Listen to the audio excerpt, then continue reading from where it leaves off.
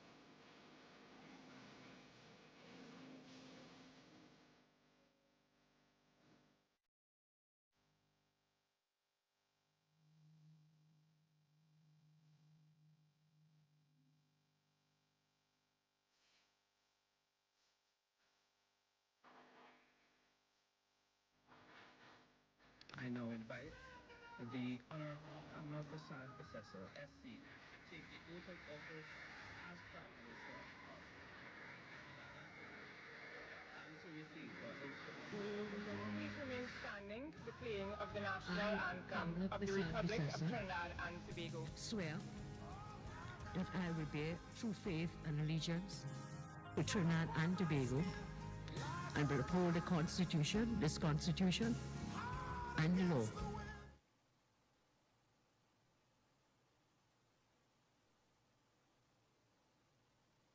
Good day, ladies and gentlemen.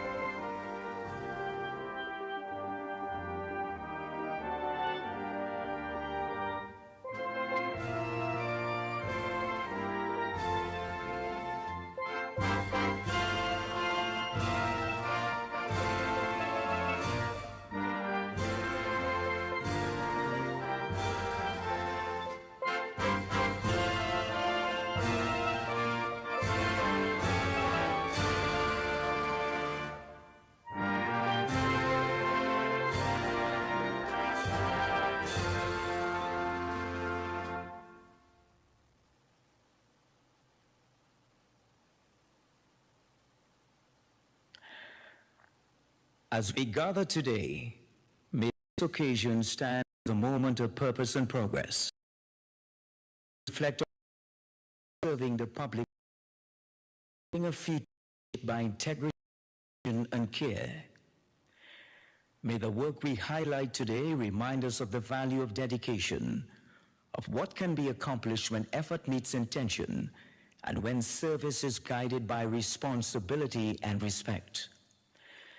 May our mission continue to bring hope and love to our people, to strengthen our shared vision for a brighter tomorrow, and to fill our endeavors with joy in both purpose and progress. May this event bring pride in what has been achieved, inspiration for what lies ahead, and confidence in our continued journey toward better outcomes for all.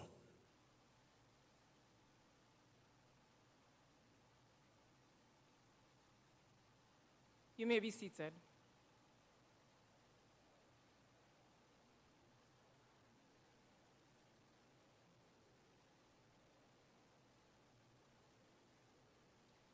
The Honorable Kamala Prasad Bissassa, Senior Counsel, MP, Prime Minister of the Republic of Trinidad and Tobago. Senator the Honorable John Jeremy, Senior Counsel, Attorney General of the Republic of Trinidad and Tobago.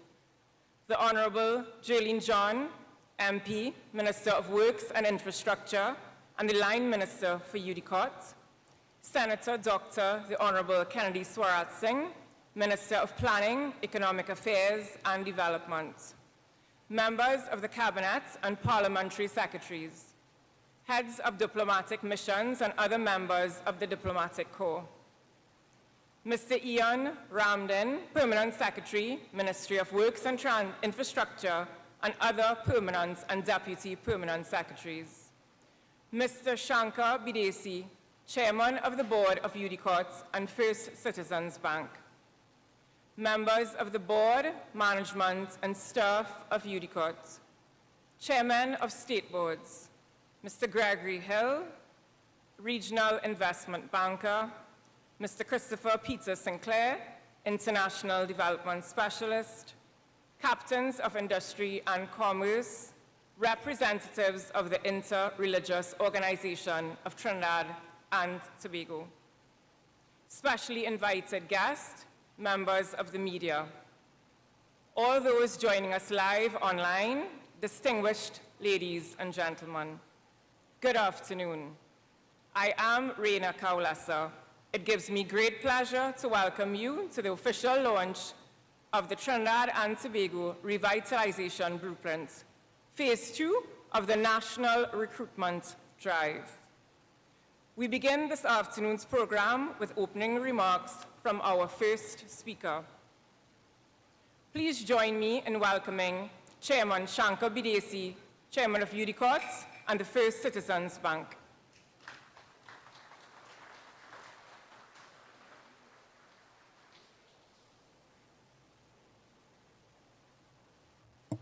Thank you very much, Reina. Honorable Mrs. Kamala Prasad Bisesa, Senior Counsel, MP, Prime Minister of the Republic of Trinidad and Tobago, Senator the Honorable John Jeremy, Senior Counsel, Attorney General of the Republic of Trinidad and Tobago, the Honorable Jolene John, MP, Minister of Works and Infrastructure, and Line Minister for UDCOT. Members of the Cabinet and Parliamentary Secretaries, Heads of Diplomatic Mission, and members of Diplomatic Corps. All protocol observed. Well, I'm here in two capacities, as Reina outlined, Chairman of UDCOT and Chairman of First Citizens Bank. I'll first focus on First Citizens Bank. As you'll be well familiar, First Citizens Bank is a majority owned by the government of the Republic of Trinidad and Tobago, and is no stranger to a major project financing. Now, over the past 3 years, First Citizens has successfully financed and underwritten approximately $1.5 billion in construction-related projects across multiple jurisdictions and industries, including hospitality, residential, infrastructural, and government. So the record demonstrates the bank's proven capacity to structure, underwrite, and manage complex financing transactions across the range of sectors. So just to be a little practical, those seeking financing for construction and general construction project, beyond the standard of due diligence items, the bank requires project-specific information and assurances from proponents. They include, but not limited to, detailed. The bank will also appoint an independent project. The process ensure compliance. Will have an assignment of engineering and procurement construction contract, so that protects the bank's interest. You need to have cost overrun guarantees, performance guarantees, and submission of a track record information. You need to have all of that. And of course, for public-private partnerships, the bank will also require, in addition, an executed PPP contract, that's very important, and a credit assessment of the public body. In this case, it will be UDCOT. Now, of course, the process will vary from bank to bank, as the case may be, but these represent the core requirements for these type of projects. So the role of FCB Investment Division in supporting PPP projects, well, we play a pivotal role in the origination, structure, and execution of PPP contracts, public-private partnership. So we provide these services: transaction, structure, and advisory services, capital raising and syndication, finance modeling and feasibility support, PPP execution support, capital market solutions for refinances. Through these functions, First Citizens can play a financial role in the PPP projects. Now, that's with respect to the construction. When you go later on now, after construction is completed, you have the retail and commercial banking. They provide services such as mortgage financing for home buyers, small to medium enterprises and commercial loans, deposit and transactional services. So that downstream engagement allows FCB to take part in the construction and post-construction, and it supports long-term economic sustainability for the end users, which is homeowners and commercial enterprises. Now, we have a quite strong corporate team at FCB, and I want to assure the local, regional, and international community that my role as chairman of both First Citizens and UDCOT, that I shall not present any unfair advantage to any persons or corporate entity seeking to participate in this major infrastructural development that's been rolled out today. That is First Citizens, now UDCOT. So the Urban Development Corporation of Trinidad and Tobago is wholly owned by the government. And it is the premier project manager for government projects. And we are charged with responsibility of developing, constructing, managing projects and facilities of the state. We are now into business administration. Now, UDCOT has right now 130 active projects, including portfolios of health, administration, homeland security and defense, accommodation, heritage, which is restoration, sports and recreation, tourism. It's quite an extensive portfolio of projects. We have a robust team of 375 employees comprising dynamic qualified professionals. And we are the largest engine for urban development in Trinidad and Tobago. Just a bit of a recent history. Just take you back to the then People's Partnership Government between 2010 and 2015, led by the Honorable Mrs. Kamala Prasad Bisesa. UDCOT delivered several projects within time and within budget, right? Led, of course, by the then chairman of UDCOT, Mrs. Jolene John, as she was then. We dealt with the national security infrastructure, relocation of Parliament to the international waterfront, San Fernando Teaching Hospital, and the Cuba Children's Hospital. All of those were done within time and within budget and up to international standards. Fast forward to the present now. Some of the current flagship projects include, well, the Port of Spain Central Block, operationalization of the Cuba Children's Hospital, the judiciary, homeland security and defense portfolio, and now we have this massive revitalization in national infrastructure and the creation of an international hub comprising multinodal projects, which the Honorable Minister of Works and Infrastructure will delve into a bit later.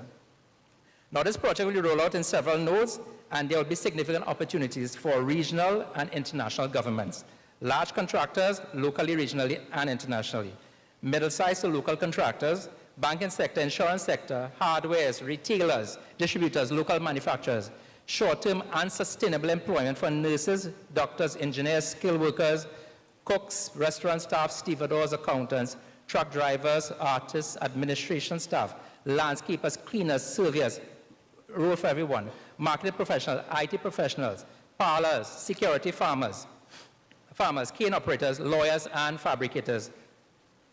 Pardon the juxtaposition there, right? Everyone will get a fair chance, not just for work, but a fair chance for decent work. And that, I believe, is in keeping with the UN Sustainable Goals for decent work and economic growth. But before the end of today's program, there will be a kickstart of the express.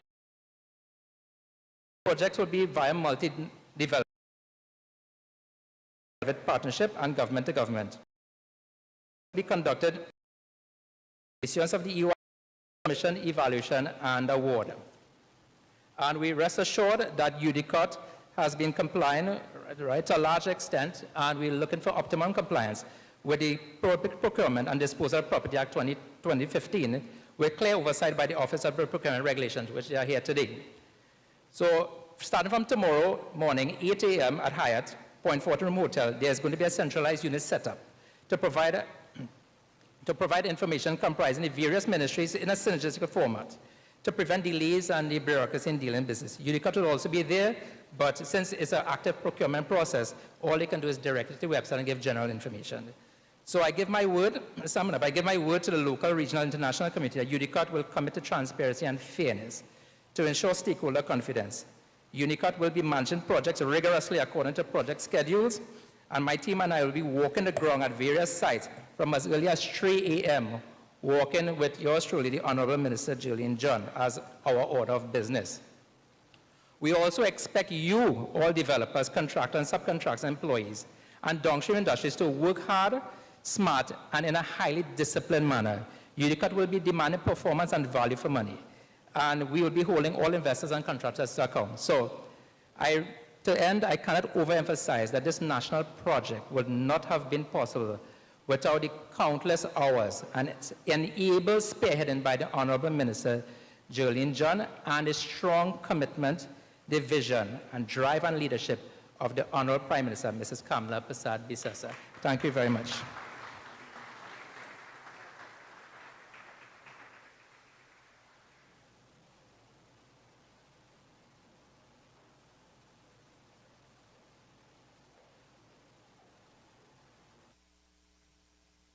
Shankar. Next, we invite the Senator, the Honorable Kennedy Swarat Singh, Minister of Planning, Economic Affairs and Development.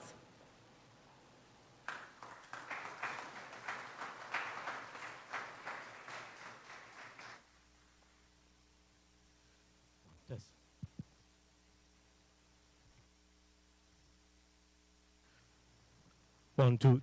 Honorable Prime Minister, good evening. Cabinet colleagues, members of the Diplomatic Corps, captains of industries, members of the media, welcome. We only have a few minutes to make a very short presentation. So in a little bit, you're going to hear a lot about where we intend to carry Trinidad and Tobago. Under the leadership, the direction, the guidance and the vision of our Prime Minister, and the support of all our cabinet colleagues, we also have begun under her direction, under the Prime Minister's direction, to implement and to action some of the stuff we, as public sector, have to undertake in order to be able to drive some of the change we are going to see. So, part of why we have been in this engagement, during the campaign, the Honorable Prime Minister would have alluded to the fact that Trinidad and Tobago need to drive a new economic engagement, a new revitalization, because we have had 10 years of inertia. 10 years where very little has happened. 10 years where Trinidad and Tobago has been leapfrogged by other nations. Today, under the guidance of the Honorable Prime Minister and with the hard work done by the Honorable Minister of Works and Infrastructure, we are now beginning to present and position Trinidad and Tobago to make our own leap into the future. To do that, we need to make sure and have a public sector that's ready to support that drive and initiative. I am happy to announce that our cabinet has agreed to a priority portal desk. Traditionally, there's been lots of times when, in fact, this was a recent case in the papers, where there are many persons who have been frustrated and for years have taken a long time in order to get approval to get projects done, large projects, significant projects. We have had a fractured multi-sector approach. In fact, recently I had to intervene with the Minister of Health support because just to tell you that the US Embassy had a project and they had two components to the project, one on Port of Spain Corporation side, the other on Diego Martin Corporation side. And the person in charge of health at the corporation stopped that project for a number of weeks. So we have had to intervene some of those things going. So what all of those areas of bottleneck address, drive, and to make sure that persons who want to invest and have legitimate expectations can be supported by the public sector. In fact, the EMA provided me these figures. The EMA has said to me that in the last 5 years, $34 billion of potential projects sat in their coffers. Not only are they awaiting feedback for some of these projects, but people have gotten so fed up that they just walked away from them. In fact, over 1 billion of those was just taken out of the system altogether. These are some of the things that we have had to grapple with and to ask ourselves, why, given where we are geographically, given where we are from a capacity perspective, given where we are from financial services perspective, why are we not seeing the type of investments we need to see? Therein lies some of the problems. The Prime Minister then has directed us, the Minister of Finance, myself, and our cluster, to ensure that this bureaucracy now works for us. So what we are proposing, therefore, is a one-stop shop, a premium end-to-end online process. Many of you as developers will know we already have a developed TT desk that integrates 18 agencies. What the Cabinet has approved is that with planning and EMA, we now set up a priority process desk where when these applications of a certain size, over 50 million, come into that desk, it will be given urgent attention and care for an approval process expanding or spanning no more than 90 days. We are turning bureaucracy into opportunity, red carpet and red tape into red carpet, and making sure that investments and investors have the support of this administration as we seek to bring foreign direct investment. Also, the Minister of Finance would have alluded in his budget speech that the kind of growth we want to see in Trinidad and Tobago can be driven only with the support of the private sector, international agencies, international investors, and international expertise. Our role in planning, therefore, our role in the public sector is to support that drive. Of course, we've been making legislative amendments, and we probably may need to amend it even further to make sure that we are able to deliver. So this is not something that we are planning to do. Cabinet has approved it, and this desk is being set up now, even as developed TT continues to evolve. In this desk, we will also put in a feedback mechanism, so when there is any type of bottlenecking, we can then seek the intervention of the minister and therefore be able to move it forward. Now, I must tell you that with this kind of process and priority service, it will require us to amend the legislation that any project over 50 million, we don't have as yet the facility to make payments, but that is coming by the first quarter of next year. And we will be charging a fee once Cabinet agrees to what that fee is for that priority process. Colleagues, you will see in a little bit where we're going. What we are also showing is what we are putting in place to help all of us get there. I thank you for your attention.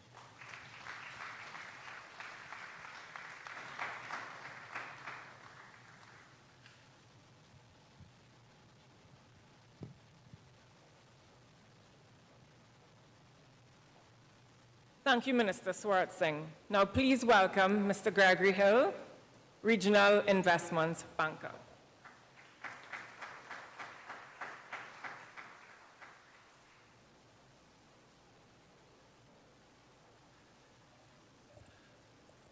The Honorable Prime Minister, Kamala Prasad-Bissessar, Senior Counsel, Honorable Minister of Finance, Trinidad and Tobago, MP, the Honorable Attorney General, Cabinet members, ladies and gentlemen, all protocols observed. It is a genuine pleasure to be here today. It really is. Thank you for having me, the Government of Trinidad and Tobago, to share a few remarks around innovative financial and investing solutions. Having worked across the length and breadth of the Caribbean's financial landscape, I have had the privilege of engaging with regional and global financial capital with developmental impact. I am delighted by this to share concepts on mobilizing capital innovation and financing strategies with sovereign-backed investments to finance the revitalization agenda right here at home. My perspectives center around three pillars. Firstly, investment in real assets and infrastructure can expand productivity and open new markets. Secondly, the creation of a modern payments and globally linked financial architecture will allow capital to move easily and transparently. Thirdly, the mobilization of funds through public-private partnerships, innovative financial instruments, and real estate investment trusts, or REITs as we call them, can share risks and rewards fairly, and this generates developmental capital while containing and constraining debt to GDP levels.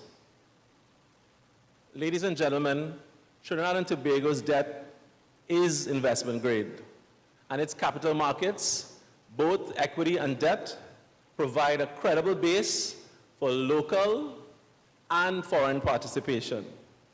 Right now, across global markets, investors are searching for the next frontier. Economies that combine macroeconomic stability, rule of law, and untapped growth potential. That is what investors are looking for, and Trinidad and Tobago offers precisely that balance. You are the Caribbean hub with a long track record of financial sophistication, skilled developers, a deep energy foundation, and a growing commitment to diversification through real assets, such as logistics, energy, real estate, digital, and financial architecture. For investors locally and internationally, seeking yield and portfolio diversification, the opportunity here is not speculative. It is strategic. Investments in resilient, physical, and social infrastructure, from ports to business parks to sustainable housing, directly increases national productivity and regional competitiveness. These projects can anchor economic diversification and signal investor confidence. Any sovereign master plan must deliver to investors a modern and credible investable ecosystem where capital can be deployed. Likewise, the financing environment is also evolving rapidly, and hence one must catch the wave for this domestic revitalization. And that is where the work of investment bankers, investors, developers, and multinationals intersect with national development. There are several new approaches to financing development which are moving away from the traditional sovereign loans and bonds. I'll share a few with you. I mentioned real estate investment trusts. These can tap unused, trapped domestic savings and mobilize them into investment. It also allows global investors exposure to stable Caribbean real estate assets with an attractive risk-adjusted yield. Private equity and infrastructure funds provide catalytic risk capital, management discipline, and long-term value creation. Just this week, I was invited to the Blackstone Investor Conference, where they stressed the point that investors are looking for new frontiers, new alternatives, and there's been a growth in private equity and private credit, searching for real asset investments.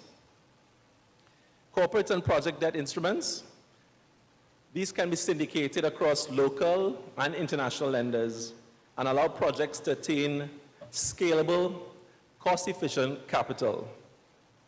Based on some of the transactions that I've done across the Caribbean, from Turks and Caicos to Suriname, capital can be raised not only domestically, regionally, or internationally. And Caribbean to New York, Toronto, increasingly view Caribbean as credible, ESG aligned, and offering inflation-resistant returns. Through blended financing with multilateral development banks, a country can also enhance its credit quality. It can share risks, more global capital in viable projects via mechanisms such as using a meager insurance wrap. The country must explore new and innovative financing solutions under this principle of blended finance. Blended finance calls for the use of multilateral, public, and domestic private sector financing, export credit agency structured credit, such as the UKEF, FinDev, US Exim, to name a few. Blended finance brings all sources of capital together under one umbrella. Public-private partnerships via concessions such as toll roads, for example, can also attract foreign direct investment in support of off-balance sheet development capital. Once operational, these transactions can then be exited to the local markets, to local investors via the stock exchange or listings. Existing partners that can be leveraged are IDB, CAF, AfriExim, CDB, the Green Climate Fund, and the World Bank, to name just a few. And among the tools that should be evaluated are debt for nature and debt for social swaps, which can generate interest savings that can then be channeled to non-revenue developmental projects. And this, ladies and gentlemen, remains off balance sheet. These swaps have been used actively in the Caribbean, Latin America, and Africa. These international partners play a vital role in moving our projects from concept to execution.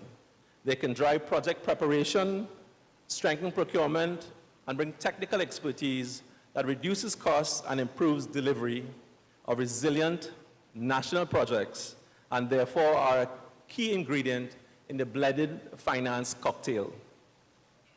However, to attract capital at scale, projects must be structured to international standards. Ownership, approvals, and the procurement processes must be clear. Risk must also be assigned to the parties that are best suited to handle them. Payment integrity is also essential. Project contracts should anchor revenue collection on the national payment rails. When payment flows are transparent and settlement occurs on time, pricing improves, investor confidence strengthens, and project delivery accelerates. Ladies and gentlemen, in short, Trinidad and Tobago now has the financial architecture and the experience to make national infrastructure investable at scale. Similarly, the government should embrace its very own natural capital and biodiversity ecosystem stock to turn natural assets, which include carbon credits, mangroves, reefs, and forests, into sustainable, nature-backed capital sources. This can support a developmental agenda using innovative blended financing and off-balance sheet financing tools.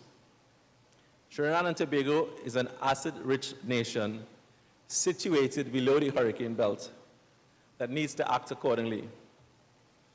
These investments also serve a broader strategic objective, positioning Trinidad and Tobago as the international financial center of the Caribbean. This in turn will attract other IFCs from the US to Canada, the Gulf, Singapore, and India, and China to set up regional hubs in Trinidad and Tobago with the GMT time zone aligned with the Americas. As the Ministry of Finance continues to evolve the tax legislation to support the IFC and special economic zones to attract investors, any credible financial hub also demands world-class physical infrastructure, transparent regulation, and strong investor confidence. The office towers, logistic hubs, and data center networks built today are not just assets, they are enablers for the regional and international capital flows of tomorrow. So my message to is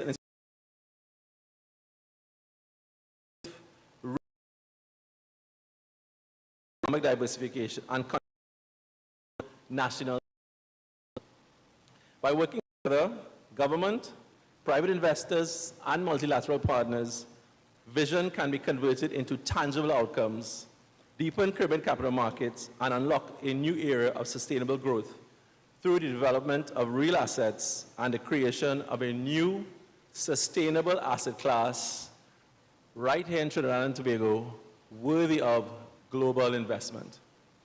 Ladies and gentlemen, I thank you.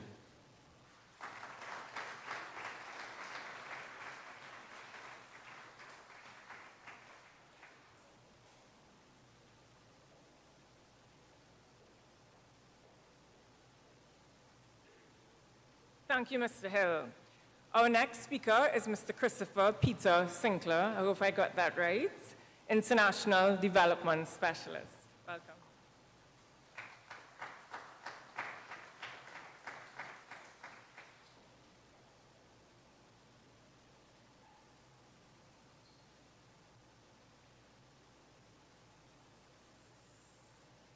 Thank you very much, Master of Ceremonies. Pleasant good afternoon to all.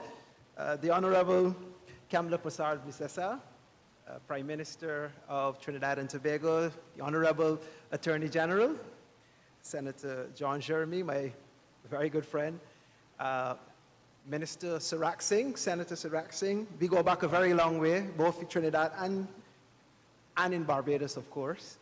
Other distinguished ministers in the Cabinet of Trinidad and Tobago, public officials, representatives of the diplomatic corps, and of course of international and regional organizations, representatives of the private sector, labor, civil society, distinguished guests, ladies and gentlemen.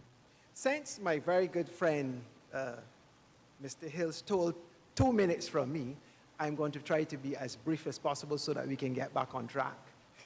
And I'm just taking a little dig at Gregory. But it really is, it is a distinct pleasure, Prime Minister, honorable colleagues, to be here this evening at this exciting launch for the transformation, really, of the Trinidad and Tobago economy and society through trying to crowd in critical private sector support to, of course, increase the capacity of the country to meet the developmental needs of your citizens.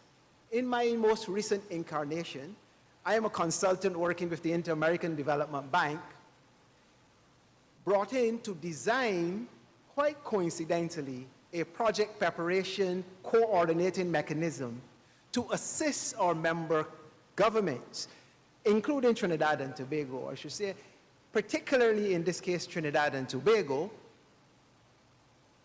to achieve just all of what you have seen here. Of course, there are other entities that will contribute to this process. And over the last few days, I've been in the Twin Island Republic, both here and in Tobago, enjoying this beautiful land, but speaking to interstate and critical stakeholders in the private and public sectors about this new exciting offer that IDB is putting on the table. What is it and why do we need it? You would have heard from several speakers about two critical things that are presenting challenges to the capacity to deliver this type of program. One, the doing business capacity. What is happening in the context of not just the bureaucracy, but the wider society that drives and promotes and instills a capacity to be able to deliver proper developmental projects in public and private spheres that will affect citizens, businesses, and of course, the country in general. The second thing is, how do you attract finance? What is the best way that you can attract finance? Can I tell you, ladies and gentlemen, a secret? It's not so much of a secret. It's actually now public knowledge. Of all the regions in the world, the Caribbean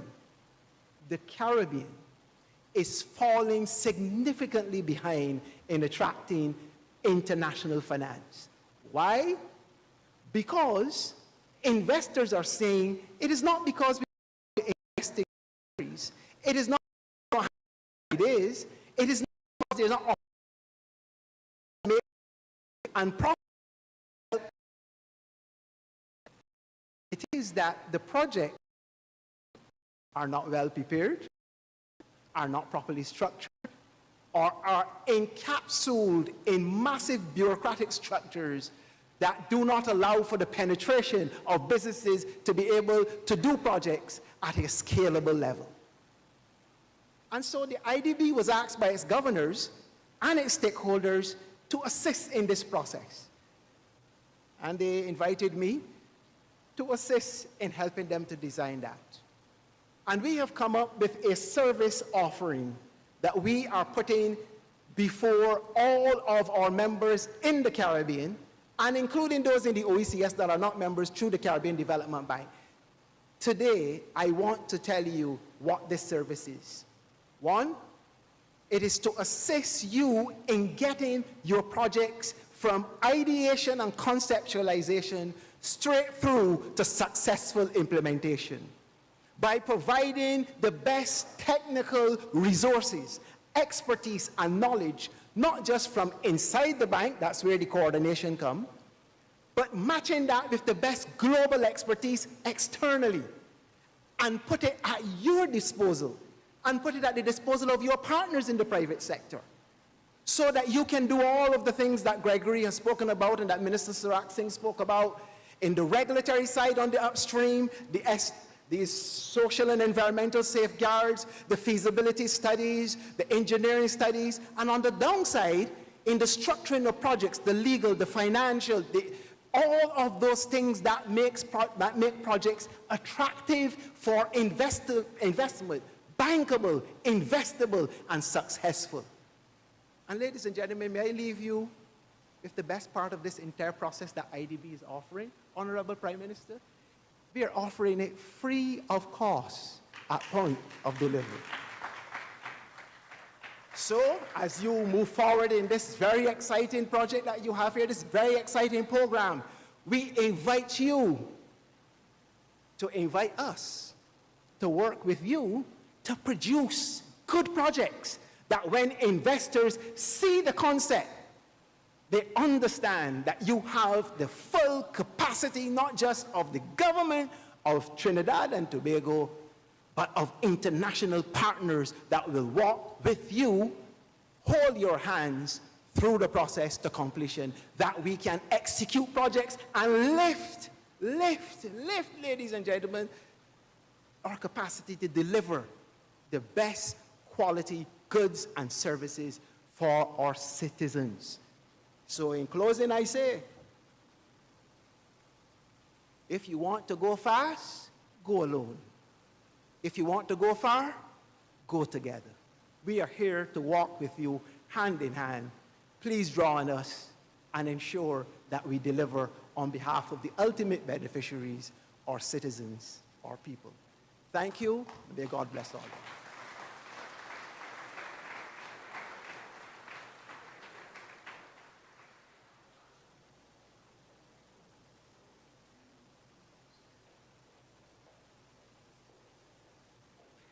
Thank you very much, Mr. Sinclair. We now invite the Honorable Jaylene John, Minister of Works and Infrastructure, to deliver her feature presentation.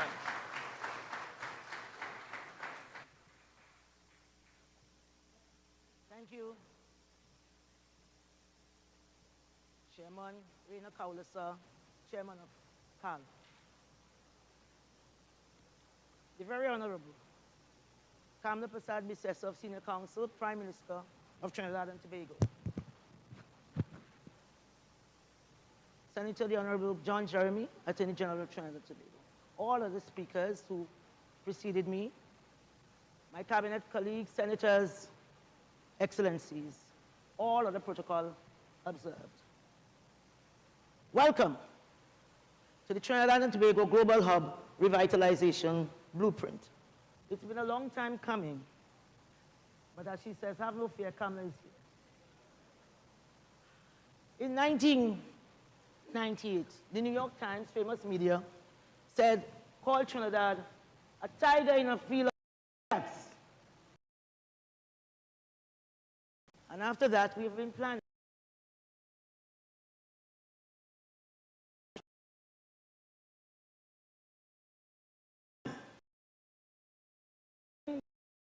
Without focus, Saturday the 1st of November, because the world is not waiting on us, Saturday the 1st of November, I happened to look on YouTube, and there was Abdel El-Sisi of Egypt. That is Saturday, 2 days ago. Ladies and gentlemen, Trinidad and Tobago, this is the competition.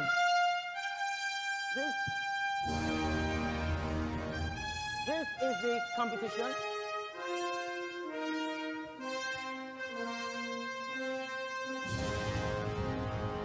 That was Saturday in Egypt.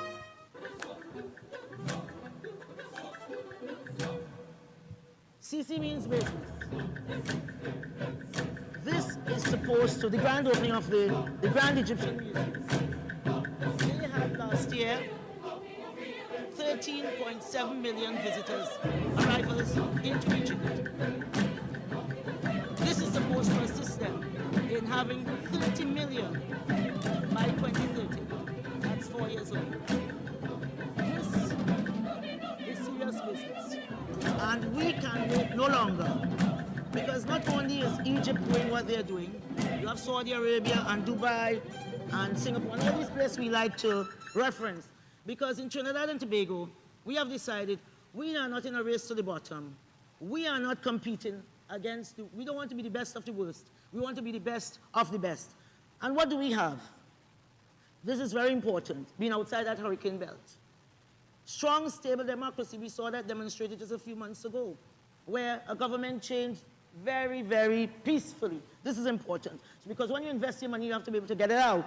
Highly sophisticated and experienced workforce. We have had 100 years of oil. We have been treating with big business for a long time. Big global business. We are on the same time zone with New York. America is our friend, but we are competitive. And of course, we still have substantially lower energy costs. Now is the time to awake the potential of our people, raise the quality of living for our citizens, all of our citizens, because the Prime Minister tells us the vision, the mission, hope, the output should be jobs, jobs, jobs. She's a very practical person. And of course, opportunities for our business community. We are going to invest in some infrastructure and in the environment and seamlessly align with the global community. Allow me to reintroduce myself. My name is Ho. So we are going to reintroduce ourselves as Trinidad and Tobago, because as I've said, we've been sleeping for 30 years. So with the help of the good Jay-Z, we are reintroducing ourselves to the world as a global marketplace.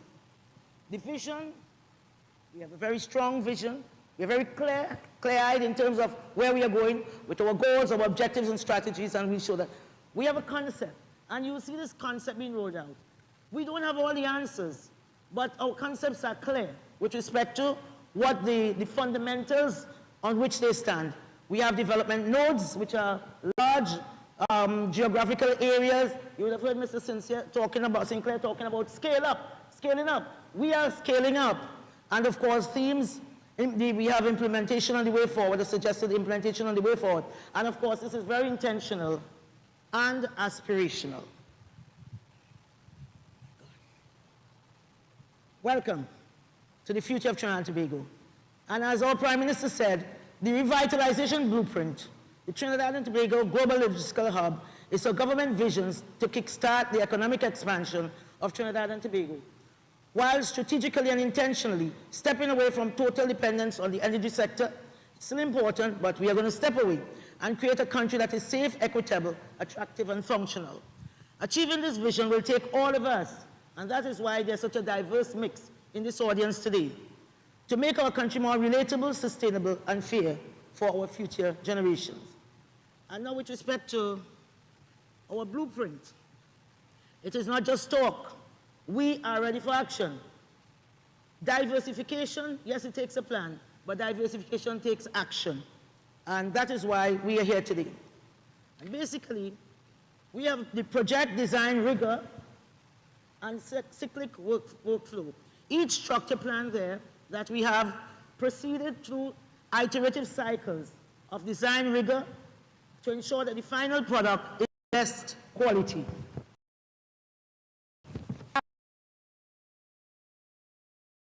We use cutting edge to model our sites, workplace of a clear-based developmental. We did a site analysis, checks on utilities and drains, coastal defenses, and soils to ensure minimal correction needed during the design stages. We tested for financial feasibility. So we have run the numbers. And of course, there is architectural excellence. And Honorable Prime Minister, as you know, all of this was done by citizens of Trinidad and Tobago with an average age of 40 years old. This is all Trinidad and Tobago. So we're ready for the world. You know, with the SoCal, we say we're ready now. So mapping. The blueprint cyclic workforce, what this slide does is to look at the initial set of strategic. I'm having a conflict between my mic and my notes. We are looking at again, we talk about review cycle engineering, the planning phases. We have done a lot of work to get to where we are today. The projects are designed to boost the economy in the first instance, We have financial right sizing, engineering correction. You know, this is not pie in the sky. We didn't just draw a pretty picture. And we have world-class concepts to compete. We have now 12 what we call 12 developmental nodes with sub-nodes inside of them. And these 12 nodes represent about 130 major projects on which we are building. I will dare to do what I have to do to keep the people of Trinidad and Tobago safe, and that is my priority. I've said TNT first. That is my priority. And that is our priority as a government. So we started with what we call the consolidation of justice. Carrera Prison Island, 25 acres. The Frederick Street, fondly called Dem Boys Jail by the mighty Shadow, and Golden Grove has 270 acres. We are talking about consolidating that into a major facility, one where we truly will have justice on time. So this is our Tamana Prison Campus sitting on 500 acres. So whether it is a youth juvenile detention center, agricultural facilities, the general population, training, maximum security, all of it consolidated into one hub. What it does, it's security reimagined, a unified force for a safer tomorrow, consolidation of police subdivisions, global security integration. We are establishing links with international networks and accelerating responsiveness. Move along. All right. Another views, and these are some of the benefits of what we call the Tamana Judicial and Correction Center. Enhancing our national security apparatus. Our police administration now sits somewhere on, I think it's between Sackville and Richmond Street, there in Port of Spain. And basically, again, we are saying we are going to consolidate their functions. I mean, and we have done this all with consultation with the stakeholders. We are not on a frolic of our own. So the National Security Complex serves as the premier operational and strategic headquarters. We really have to bring crime as something of the past by and large. And the Prime Minister and the government is very focused on that and leading the way. To catalyze this vision, we need to have strong and robust infrastructure. So this will function as a central nerve center, integrating, analyzing, and commanding all aspects of national security operation. It establishes a unified rapid response mechanism for domestic and international threats and ensures that the national security apparatus operates as a single, cohesive, and agile organism. The Commissioner of Police is here. I'm sure this is his vision come to life. Commissioner, I'll take a round of applause for that. This is your National Operations Center, all right? Let me move on to all of the basic, very important odds and ends. We have been to the Southwest Security Hub out in Cedras. You know, it's an all-of security approach we have taken. The border security upgrade in Tetron, Stobbles Bay, Camp Omega, right? We are going to upgrade all of these, you know, and ensure that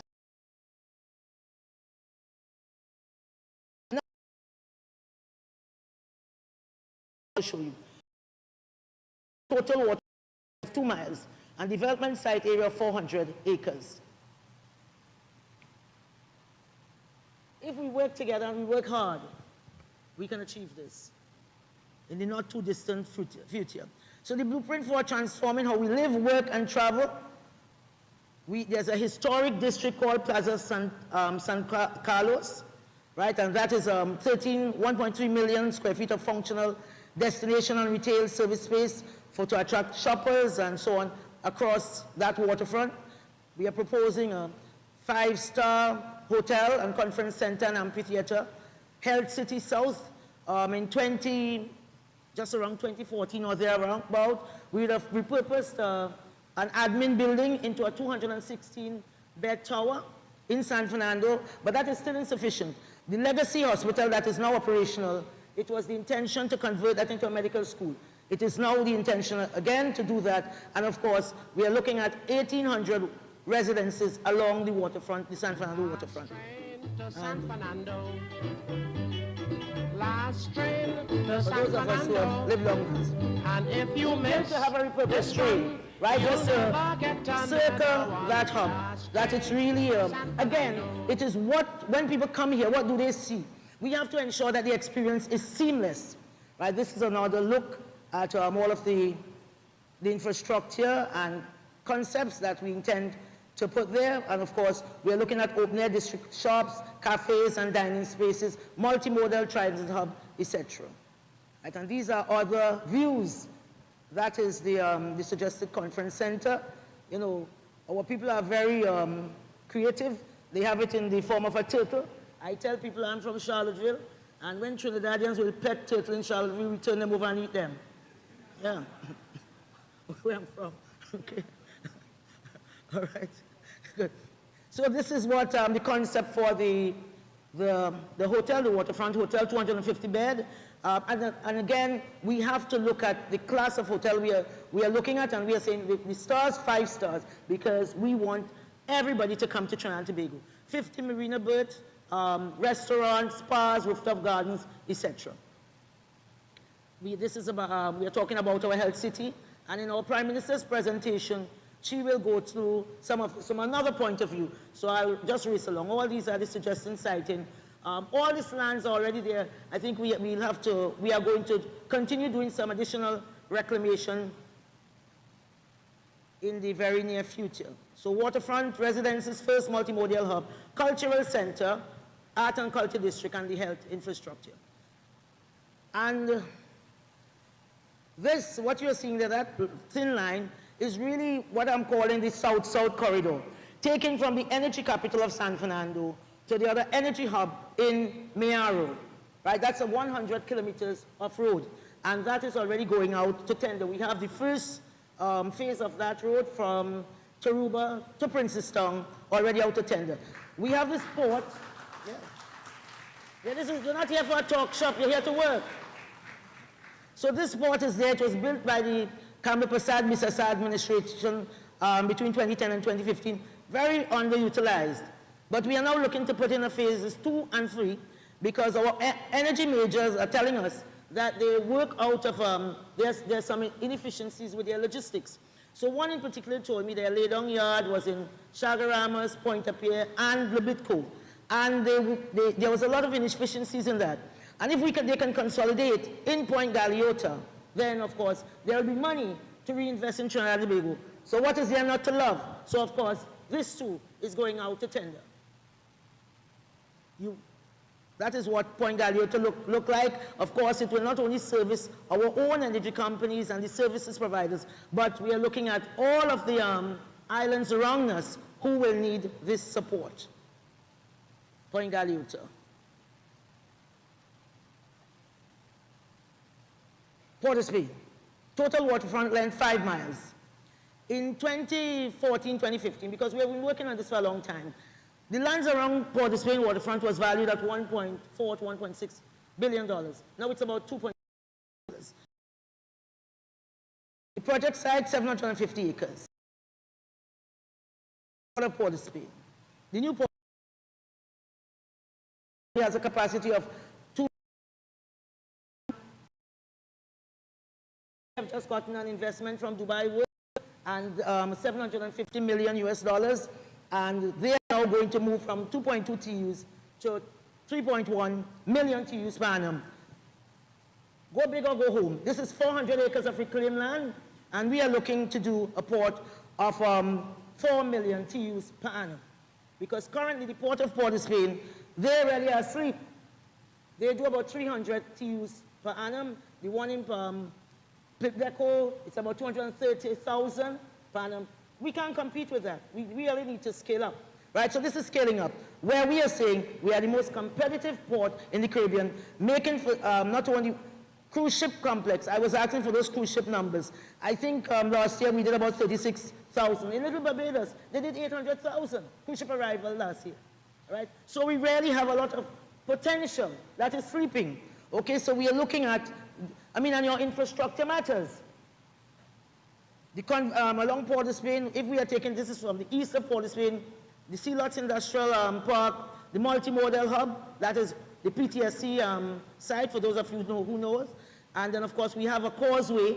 I think it's a 1.5-mile causeway taking us into the port city.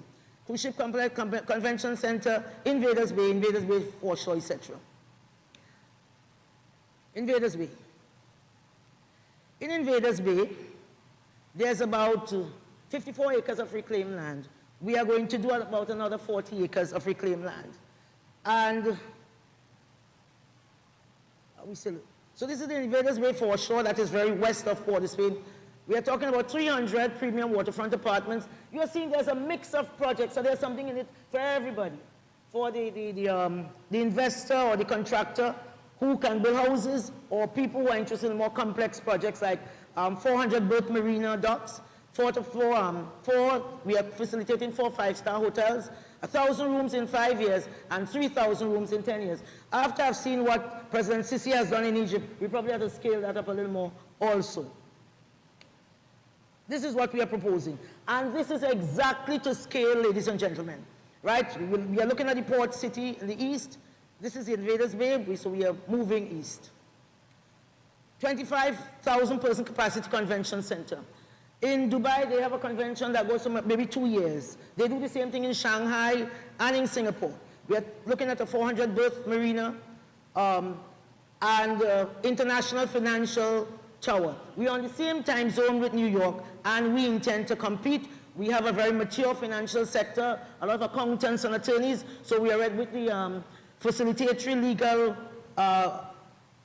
apparatus. I am sure that we will be able to compete with those who have gone ahead of us. Because we, after all, are from Trinidad, and I'm from Tobago, actually. The convention center. All right, so these are other views of what we are talking about. This was the old power gen site. We are looking at some residences there. All of this is the repurposing of Invaders Bay all along the portlands. You are seeing the that elevated causeway going into the port city, the 400-acre new port city. This will be the new updated PTSC multimodal hub, where we are going to have inter-island, inter-city ground transport coming into, coalescing into that hub. This is a better view of the port city. We are also going to have dry docking there because we are safe harbor for the hurricane. And basically, we currently, we don't have the draft to accommodate what they call the Panamax vessels. So this port will have the deepest draft in this side, this part of the world, at 18 meters for berthing. So that's another view of the port.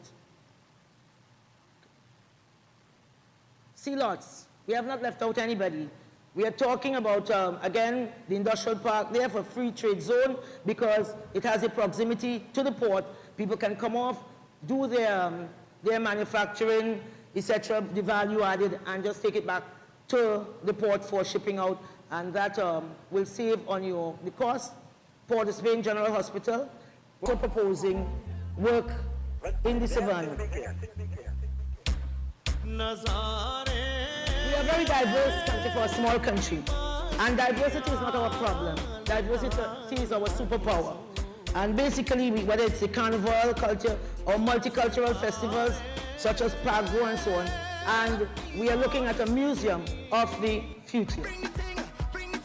You wouldn't recognize that, but that is 2 acres of where that jail was in Port of Spain.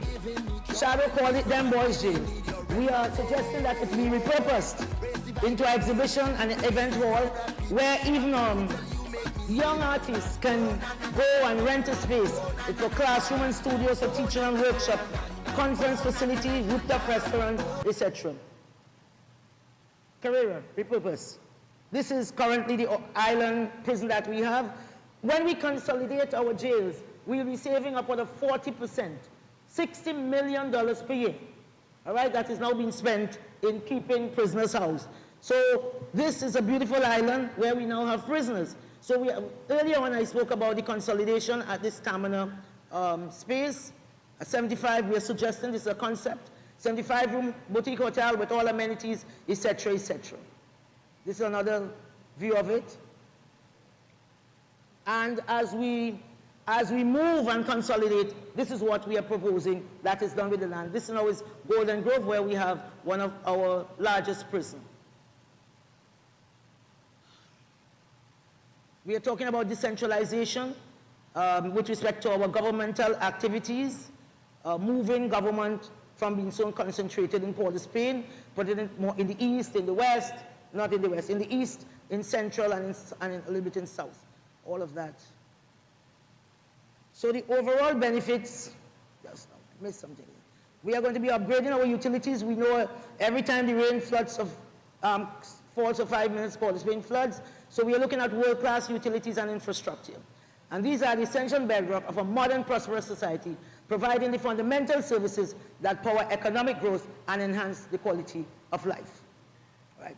Improve drainage and retention of new sites, and of course, we will be able to repurpose that water.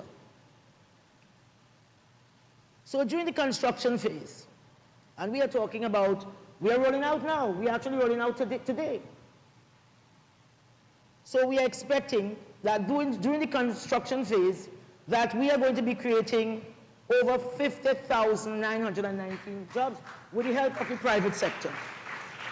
Direct jobs, indirect jobs from the supply chain and induced jobs. Our next steps. Now sometimes the Prime Minister tells me, Jolene, hedge your bet. No, Prime Minister, we're putting it all on it. We're leaving it here today. All right, we are going very aggressive. We are saying November 2025, which is now, so this is today. We are going to be issuing the expression of interest. Today, before you leave, everyone will be given a QR code. And you go and you scan it. It takes you into a portal. That takes you into a portal. That is the e-tender portal. So today, the process has started. And this process goes until about mid-January. And of course, we expect to roll out. We expect to have boots on the ground by April to August, April of evaluation and award of requests for proposals by April 26, right into 2028, because we are going to be rolling out in waves, as it were. And the forecast construction timeline, and we are looking at 2025 to 2030, we are saying, if we work hard and all goes well, and you work with us, and all resides expected to some of them, the National Security Company, Minister of Homeland, you've been asking me, right, by December 27, and phase 1 by August 2028 will be emptying Carrier Island. We'll be relocating the people, the inmates on the Port of Spain prison redevelopment, and Golden Grove will start the work there also. All right, so we're ready. December 2028, again, issuance of more RFPs to proponents, so we are doing it in waves, and of course, all of the information is there. We start today, and tomorrow you can go down. We have several booths at the Hyatt Hotel, and there will be staff there to tell you a little more about these projects. All right, so all of this, we are talking about our forecasted construction timeline going into, if it is, we do this the way we are laying it out today, in 2030 you would not recognize this country. And far less in 2035, you'll be in a whole different space.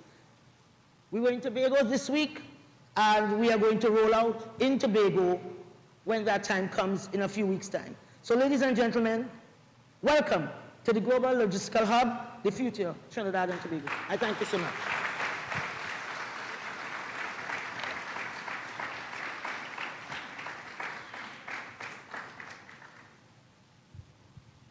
If you will, all just stand. The Prime Minister of Trinidad and Tobago, Mrs. Kamla Prasad-Bissessar. Thank you.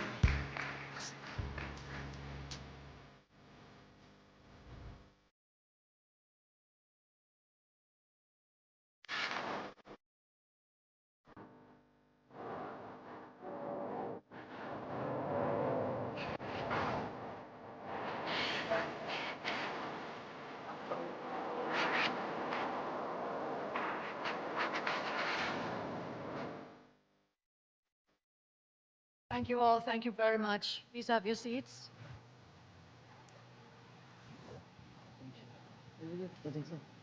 Yeah. Give it up for MP Jalen John, our Minister of Works and Infrastructure.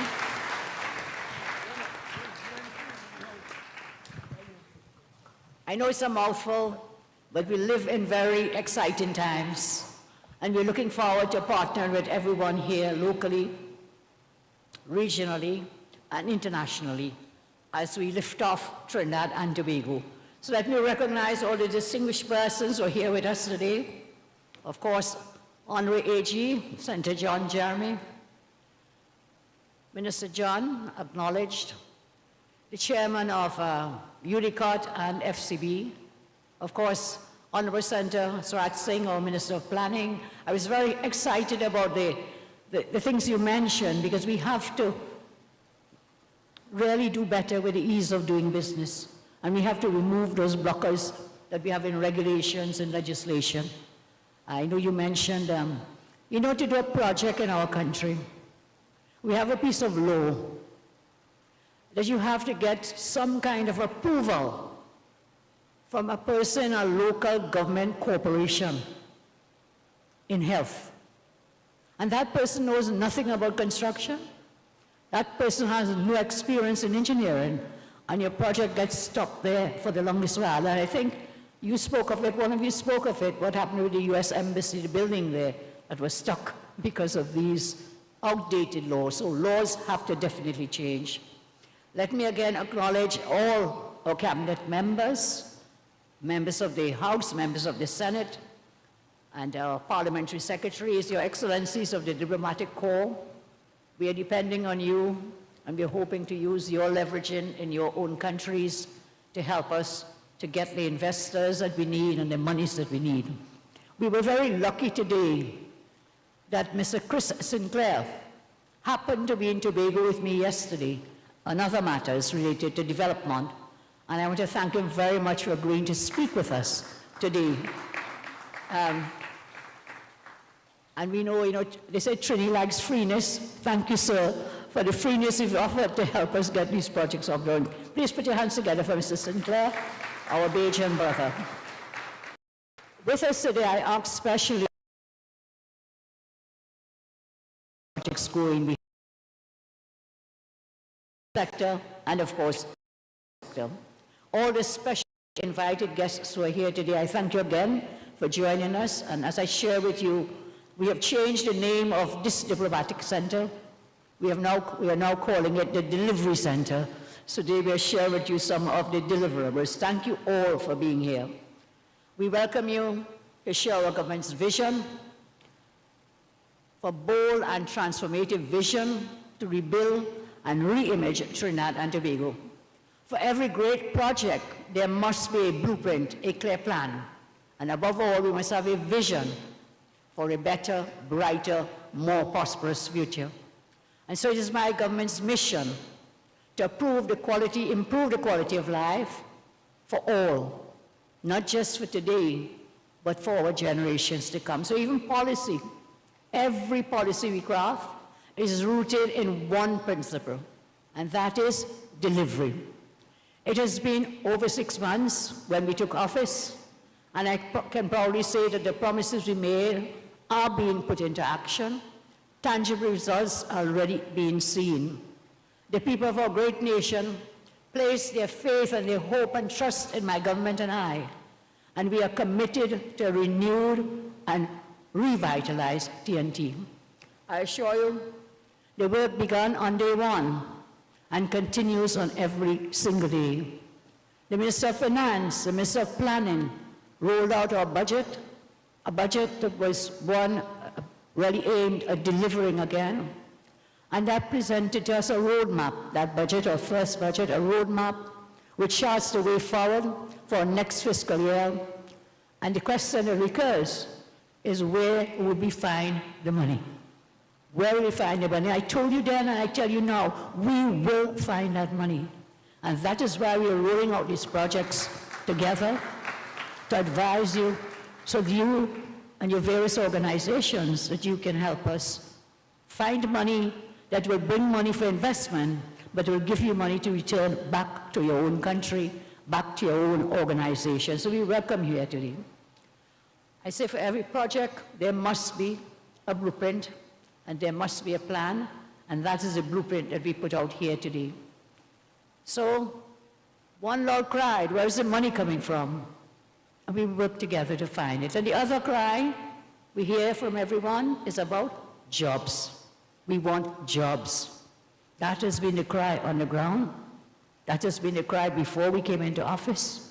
And that is still the cry.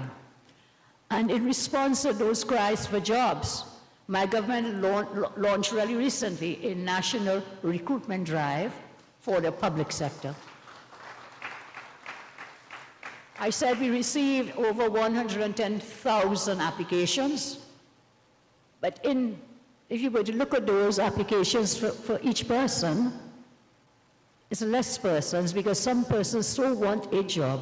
They've applied for several jobs at a time. So we are analyzing the data, and we will be rolling out, I think it's from next week, the interview process for those who applied. Now that would have been for public sector jobs, but we have the whole private sector.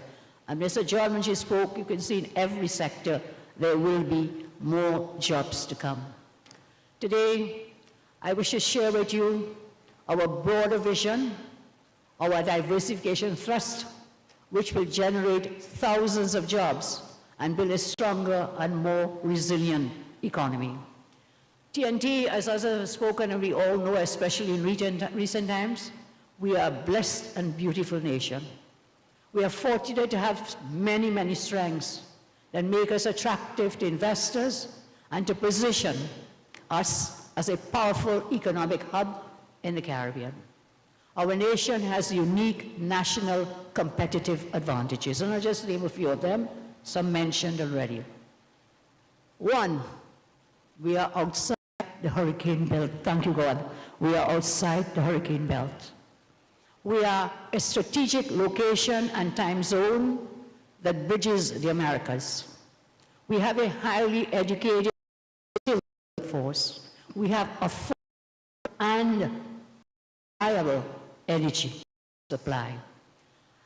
We have a very stable democracy. We are the only Caribbean. I did on Mr. Sinclair last night when we went to Tobago. We are the only country in the Caribbean, you may not know this, with an investment-grade sovereign rating. Did you know that? Trinidad and Tobago is the only country in the Caribbean with investment-grade sovereign rating. What does it mean? It means that we can retain strong borrowings and strong investors into our country, and we'll have that power for investor confidence. So we do not take this lightly. We know that immediate and deliberate action is needed to move beyond our historical dependence on oil and gas. Geographically, mentioned before, we are located outside the belt, the hurricane, and we have neighbors in Latin America, in the Americas so close by, as well as North America. And some of our Latin American colleagues and neighbors are here. Can we give them a round of applause and thank them for joining us? I see my friend is smiling very widely. So we have begun implementing and putting things on the ground, but we have a lot of work to do. We have a strong legal system. We have a deep respect for the rule of law, even as we continue to confront the challenges of crime and safety. We have preserved sustainable economic ties locally with our private sector and regionally through CARICOM. But now, the time has come to open our doors internationally, to learn from and partner with countries that have successfully transformed their economies. For example, Singapore, Saudi Arabia, the UAE, Bahrain, Kuwait, and others. Many of these nations were similar in positions like ours, heavily dependent on energy. Yet they transitioned, they grew dynamic, diversified economies. Let me give you one example. Today, less than 1% of Dubai's GDP comes from oil. Less than 1%. Its economy now thrives on trade, tourism, real estate, logistics, and financial services. Similarly, Singapore transformed itself from a small, resource-scarce island into a global economic powerhouse. Through strategic planning, foreign investment, motivation, education, and technology, Singapore has become a world leader in finance, in biotechnology, in logistics, and digital innovation. The success stories are there. What is needed is vision. What is needed is a mission. And what is needed is the political will to act, and to act now. The time is now. And we are doing just that. During my recent visit to the United States, we held productive discussions with the Crown Prince of Kuwait and representatives from Saudi Arabia. We made it clear that TNT is open for business. This is a message I intend to echo globally. TNT is open for business now, and everyone is welcome. At the same time, we strive to strengthen our partnerships with our traditional friends, the United States, the United Kingdom, China, India, France, French ambassadors here, our traditional partners. We intend to continue working with them and strengthening those partnerships and ties. And further, mentioned it before, very important, we need to penetrate markets of Latin America, whole of South America. We need to penetrate those markets. They are right on our doorstep. And you know what? Their population, their market population, I think is about 60 million people. So yes, in the CARICOM, but of course, in South America as well. So the world is our stage now. We are going globally. My government has a plan to reach the international corridors of capital. Our transformation plan will create an ecosystem for investment, motivation, and new economic activity. I know some of you saying, we've heard about these things before. We've heard about the word diversification. Yes, we've heard it. And indeed, diversification has been an elusive dream for decades. Too often a talking point with no real action. Minister John mentioned it, we've been planning, and I thought you would have. We've been planning and planning. Well, today we have started working, we have got TNT, let's get the investors regionally and internationally. The plans are being done and many are complete. So I said, I want to give you this assurance. Our projects will not be white elephants or illusions of grandeur. They will be grounded in purpose, built to produce real results. To ensure this, I am establishing oversight and governance committees, as mentioned by the Minister of Finance in the national budget. The first committee will be chaired by the Office of the Prime Minister to oversee project and capital allocation, to examine our national priorities and rank them from a development perspective. The second team we are setting up is an Economic Resilience Council and the Economic Development Board, which will guide diversification, shape policy, and monitor the key levers of our economy. This approach ensures synergy and collaboration, not fragmentation. One team will focus on diversification thrust, integration with foreign affairs, trade, and capital inflows. The other will ensure execution, that plans are translated into measurable outcomes. This brings me now to the critical role of you in the public sector. In my respectful view, the public sector is the engine room of national transformation. The public sector powers the delivery of essential services, together with water, electricity, telecoms, the very foundation on which our economy thrives. To transform our nation, every arm of the public sector must come together. PS, Head of the Public Service, is here today. PS Barrow, let's give her a welcome. Thank you for coming. And together with your PSs, so you in the public sector We must come together to improve the ease of doing business and to remove unnecessary bureaucracy. My government will empower leaders within the public sector to make business happen. We will do this by revising the Public Service Manual, modernizing government across ministries and state enterprises. The time has come now not only to empower, but also to hold people accountable. I do not wish to go back. I want to go forward. But what we have seen in terms of accountability leaves much to be desired. And so we must hold people accountable for their actions. There must be real delivery, not promises, not speeches, but visible, measurable results, which citizens can see and feel in their daily lives. These reforms will strengthen governance, improve project management, enhance audits and reporting, and ensure that every dollar spent is tied to performance. Ministries will be held accountable to key performance indicators.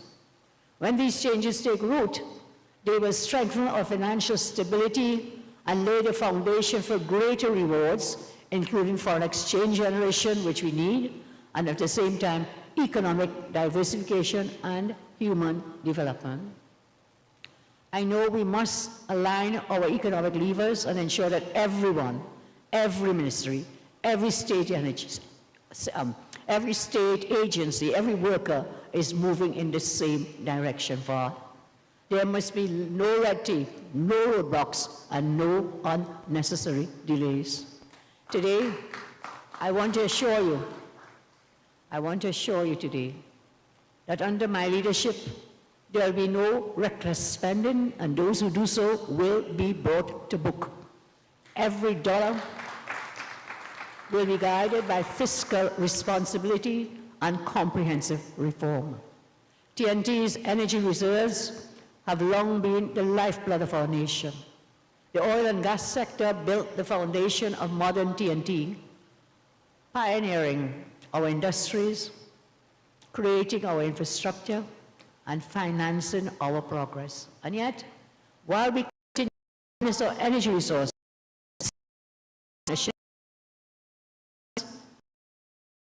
diversity coexists, driving sustainable growth for generations to come. And so I come to the moment that you have probably been waiting for, our vision for transformation, the vision. Ms. John has shared a lot of it with us this evening. And so it is great pride and unwavering resolve that I stand before you to launch the Trinidad and Tobago Redevelopment Program, a transformative initiative to reshape our communities, to reignite our country, our economy, and of course to affirm our shared commitment to progress, dignity, and opportunity for all. This is more than infrastructure. It is a blueprint. It's a blueprint to guide us along the way. From revitalized town sectors to modern transport corridors, from sustainable housing to vibrant public spaces, we are building not just with concrete and steel, but we also are building with care, creativity, and conviction. Every citizen in every corner of our country deserves to live in a place that reflects their worth. The program is designed to uplift not just the landscape, but also to uplift the lives within it. Jobs will be created, businesses will thrive, families will flourish, and our youth will see in every new building, in every restored street, a future which includes them. We are guided by the values that unite us: resilience, innovation, and respect for our own heritage. As we move forward, we will listen closely, we will act transparently, and we will work collaboratively with local communities, private partners, international allies to ensure the transformation is inclusive, it is sustainable, and enduring. The TNT Revitalization Blueprint Program is a national vision that is long overdue and belongs to each and every citizen of our country. As I said, This is not just another development initiative.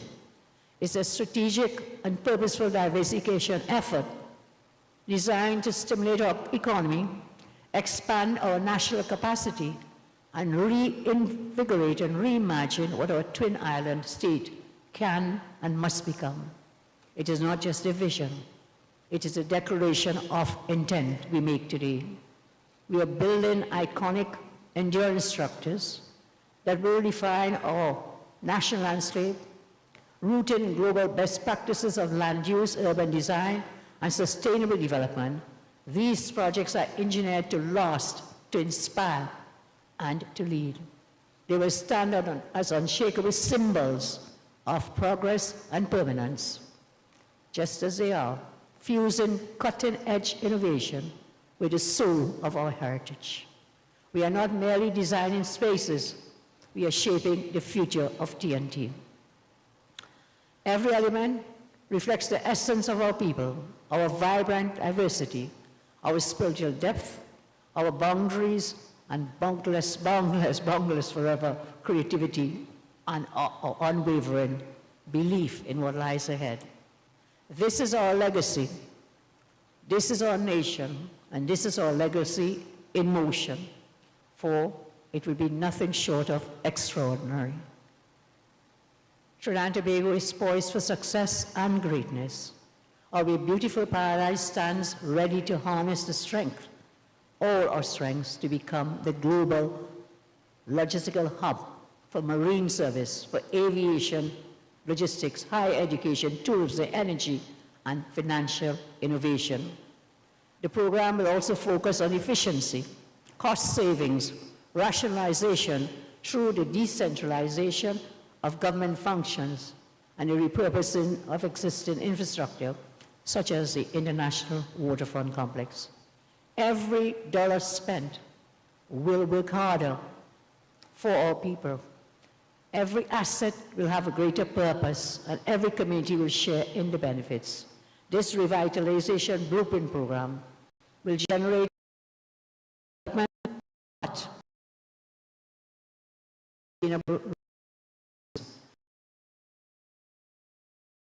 as we export industries our country to greater global participation. The focus is on building sustainable, people-centered communities. The designs of the program will address long-standing infrastructure challenges, such as drainage, traffic congestion, urban sprawl, whilst at the same time promoting resilience, climate adaptation, and smart mobility through multimodal transport systems. Each project will incorporate renewable energy techniques, very important, green building principles, and inclusive public spaces, reflecting our commitment to sustainability and environmental stewardship. Foreign investment will be critical to the success of this transformation. Mr. Hill has spoken to us about leveraging financial markets, and we very much thank Gregory Hill. Please give him a round of applause for helping us in this regard. We will partner with governments. We'll partner with international banks, regional development institutions, private investors from around the world who share our vision for growth, equity, and sustainability. I emphasize again, TNT is open for business, ready to welcome a wide range of persons who want to invest, innovate, and grow with us. Together, we will demonstrate that our twin island nation state can do what it must do and what we must become. As you know, I returned from Tobago on Tuesday. Yes, Tuesday. It seems so long ago. I want to thank Chief Secretary Farley and his team are here with us today. Let's welcome them to Trinidad. And today, I say to them and all of us, we roll out the blueprint for Trinidad. Chief Secretary, on another day, we'll be rolling out the blueprint for Tobago. So please wait for it. It's coming soon. In the coming years, you will see cranes piercing the skyline of Port of Spain in San Fernando. You'll see dredgers will carve new horizons along the San Fernando coast. And you will see You will be ready as it is, bulldozers all ready to go up to Tamana, Golden Grove, along the San Fernando to Mayaro to Galeota Highway. We will see all of them. This is a rhythm of renewal, the hum of a nation in motion, of hands at work and hearts lifted and families daring to dream again. It is a song, I say, of a republic reclaiming its future, one beam, one brick, one bold step at a time. We are securing our nation's borders, from Galeota to Cedros to Tetron. We are executing a bold modernization agenda, upgrading infrastructure, deploying cutting-edge technology, and establishing robust customs and immigration outposts. Every frontier will be fortified. Every entry point will be equipped. This is not just another plan. It is a national imperative. In the south, a new dawn breaks in San Fernando. San Fernando will shine once more. The waterfront redevelopment marks the most ambitious investment ever made in South Trinidad. The development spans over 400 acres, as Ms. Young told us, transforming the city into a vibrant nexus of innovation, culture, and care. From the boardwalk to Lady Hills Avenue, San Fernando is being reimaged and reimagined as a living symbol of Southern pride, resilience, and progress. Cultural pulse through the Hatta Spaniard, the Art District, and the breezy open-hall amphitheater, where the rhythm of steel band and tassa, the soul of our people, will take center stage. We have plans to anchor this transformation. Ms. John mentioned it, Plaza San Carlos, so I will not go much into that further, and also the Southern Health City, delivering exceptional care. A world-class international conference center, and much more for our South City. So my friends, I thank you for your patience and your time. We will have infrastructural development throughout the length and breadth of Trinidad, and as I say, we roll out for Tobago. And then, I want to share this with you. Only one segment we're dealing with at this time.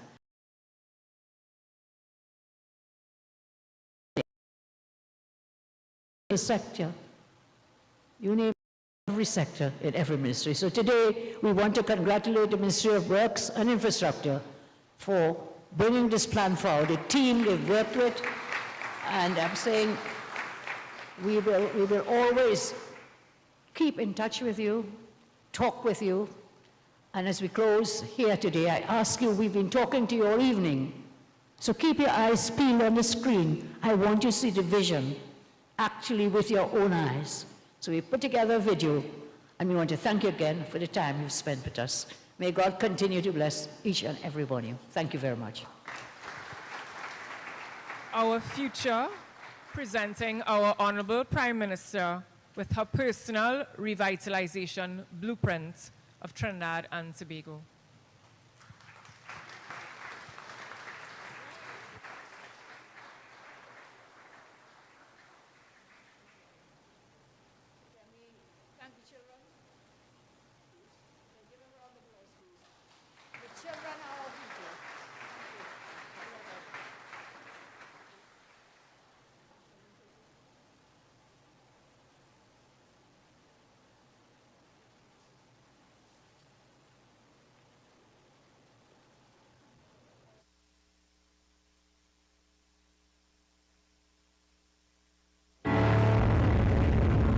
Welcome to Trinidad and Tobago, our vibrant twin island nation, now emerging as a global logistical hub. We're unlocking new pathways, connecting us to the world, signaling that we are open for business. Today, we proudly unveil the revitalization blueprint designed to usher in a new era of opportunity. Join us now as we walk you through the key projects shaping this exciting new chapter. We begin our journey in the South capital, San Fernando, where transformation takes root and vision becomes reality. Node 1 ignites the revitalization blueprint with 39 catalytic projects, each one a bold step toward a thriving, reimagined Trinidad and Tobago. The key subnodes include Plaza San Carlos, the vibrant waterfront living district blending commercial and residential life, and the pioneering Health City.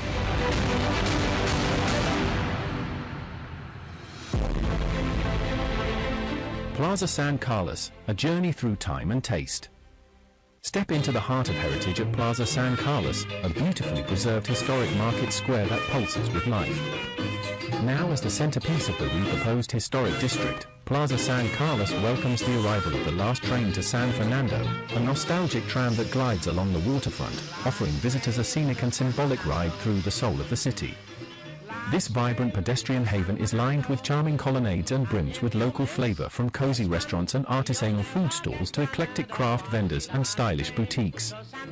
Plaza San Carlos, the soul of the South. Yesterday I met with sweet Dorothy.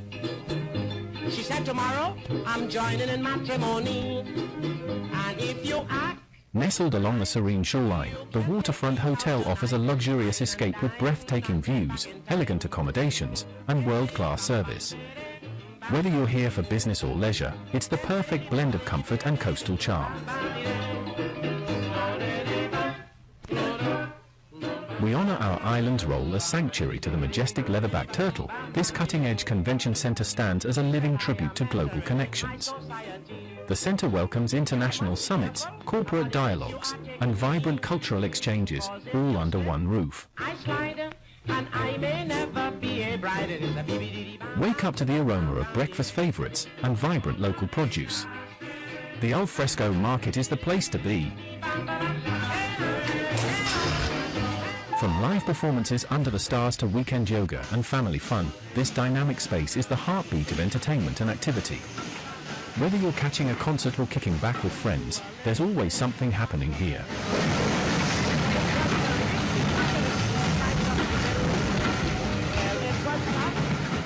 The redevelopment of San Fernando's waterfront marks a historic turning point for the city and the wider southern corridor. Transforming a neglected coastal town into southern Trinidad's civic heart, the project promises to catalyze growth in tourism, healthcare, and the cultural economy. This is a cultural, economic renaissance.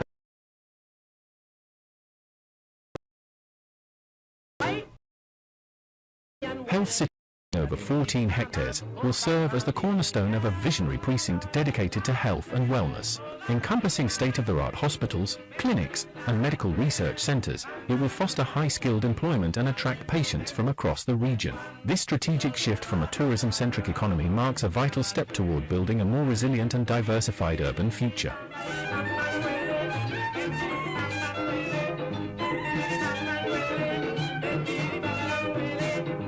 From San Fernando to Mayaro, the highway extension is forging a vital link to the Southeast Energy Hub at Galeota.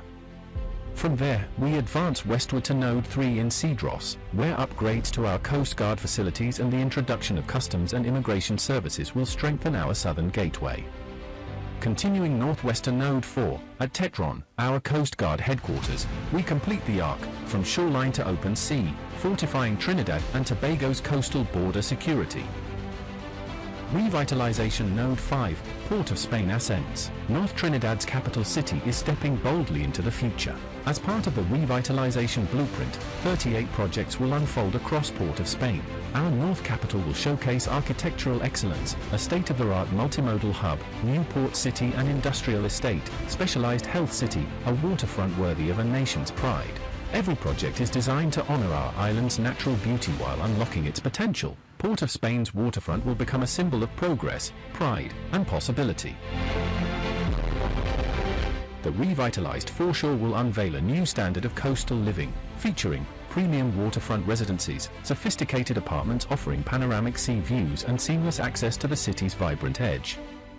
A dynamic retail promenade, a curated mix of boutiques, cafes, and culinary gems, thoughtfully arranged along a breezy boardwalk.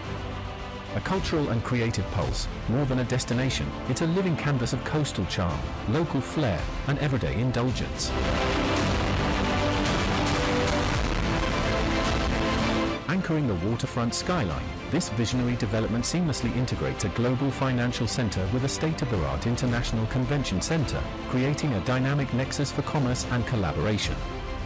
Rising alongside our iconic hotel towers offering world-class hospitality, complemented by 2,000 luxurious waterfront residences that redefine urban living. With over 200 marina berths, the Invaders Bay Marina invites a vibrant maritime culture, positioning the destination as a premier hub for business and leisure.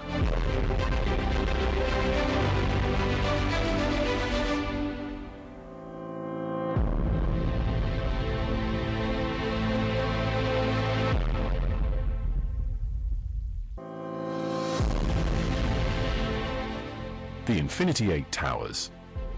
Embodying endless possibility, graceful balance, and the promise of renewal. Their name evokes the elegant arc traced by a hummingbird's wings, an eternal dance of motion and meaning, inspired by one of Trinidad and Tobago's most beloved creatures.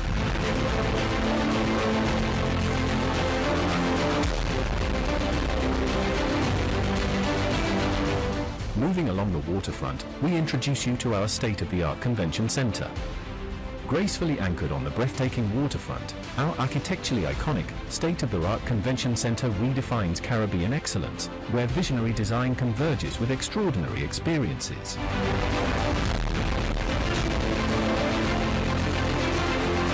A vibrant waterfront community awaits. On the western shoreline, this thoughtfully designed waterfront residence offers elegant low-rise buildings rising just 4 to 5 stories.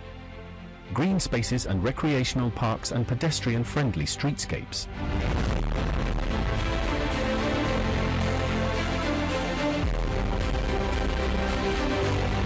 A 30,000 square foot cruise terminal hosting 3 post-Panamax cruise ships. Designed to welcome over 1 million visitors annually. It redefines Trinidad and Tobago's gateway to the world.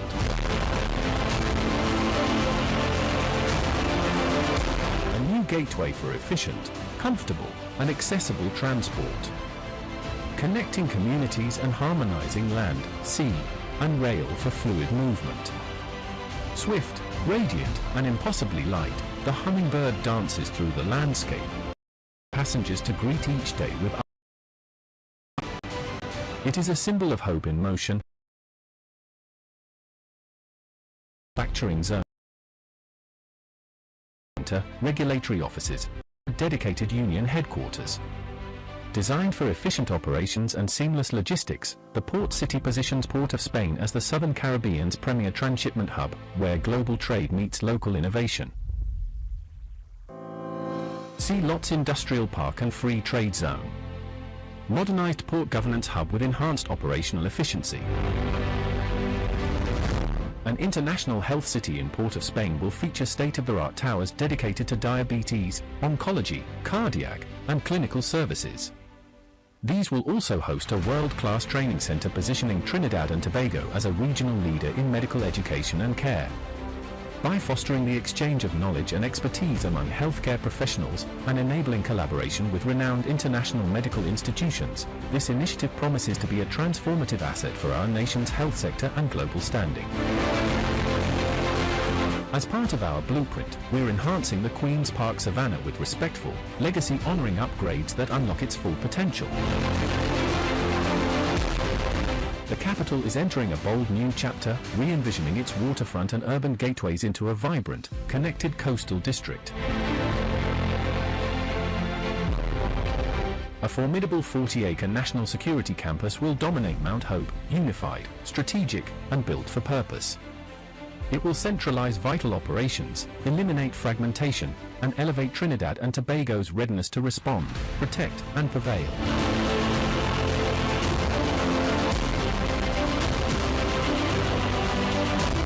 Advancing our focus on national security. We commence Node 7. Tamana, Center for Justice. Moving to the Eastern Plains, the Tamana Prison Campus resides, the largest single infrastructure project in national security history. We have consolidated the existing correctional facilities and proposed redevelopment of the land for mixed-use purposes. This facility will be home to courthouses, prison and on-site residences with rehabilitation programs for the successful inmate reintegration. Tamana, a center for justice.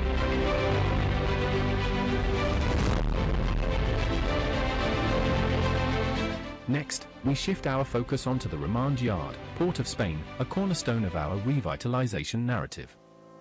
Once a symbol of confinement, the boys' jail now stands as a beacon of possibility. Emerging from this will be an arts and cultural centre as a dynamic exhibition and events hall. It offers facilities for workshops, conferences, and cultural exchange. This bold transformation honours the past while empowering the future, where creativity, collaboration, and community take centre stage.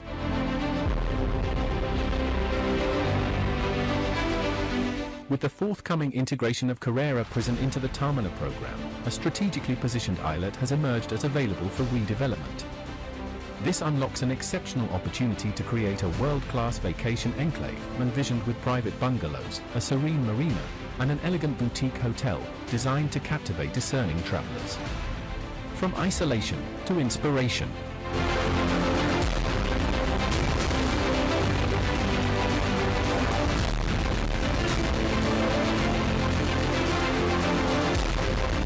With the successful consolidation of the Tamana Justice Campus, a remarkable opportunity now unfolds, 280 acres of prime land poised for transformation.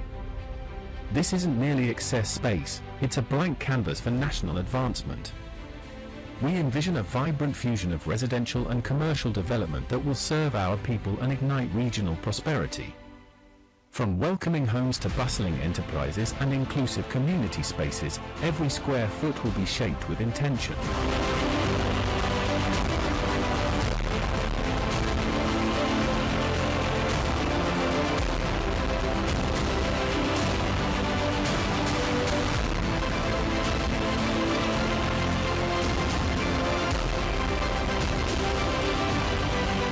Node 10 highlights Caroni. A modern racetrack, multi-use recreational and cultural venue awaits.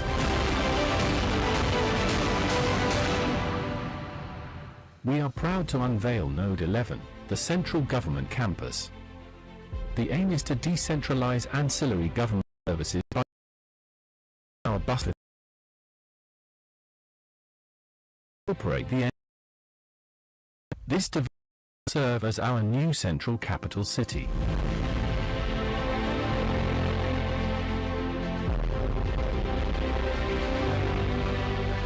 A nation shaping its future with purpose, one development at a time. Trinidad and Tobago, a global hub, connecting us to the rest of the world.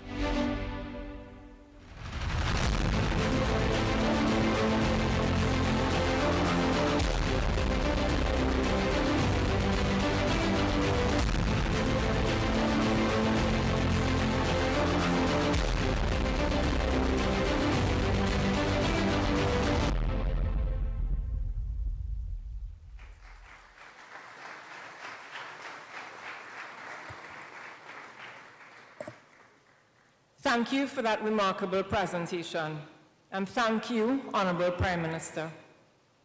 Ladies and gentlemen, as we bring the ceremony to a close, we extend our gratitude to all dignitaries, partners, and guests for joining us here today.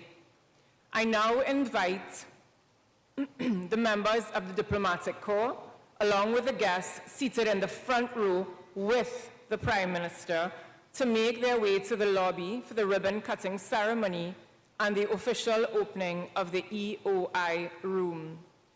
For our guests seated here in the main hall, please turn your attention. Can you just give us 5 minutes while the Prime Minister and the rest of the front row goes to cut the ribbon at the room while you all remain seated for 5 minutes, please?